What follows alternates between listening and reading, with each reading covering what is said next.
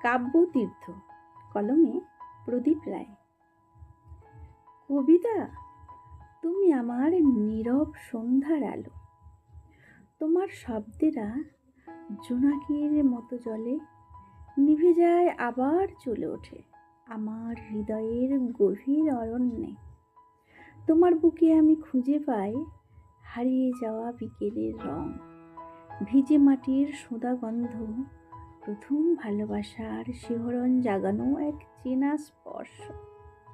যখন পৃথিবী ব্যস্ত কোলাহলে, আমি ডুব দিই তোমার নির্জন শব্দ স্রোতে, যেখানে বেদনারও এক অদ্ভুত সৌন্দর্য আছে, যেখানে একাকিত্ব গান গায় মৃদু স্বরে।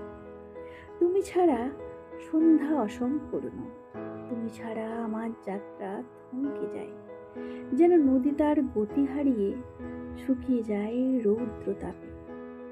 তাই প্রতিটি ভোরে, প্রতিটি রাতে তোমার কাছেই ফিরে আসি, আমার নিঃশ্বাসে, আমার স্বপ্নে।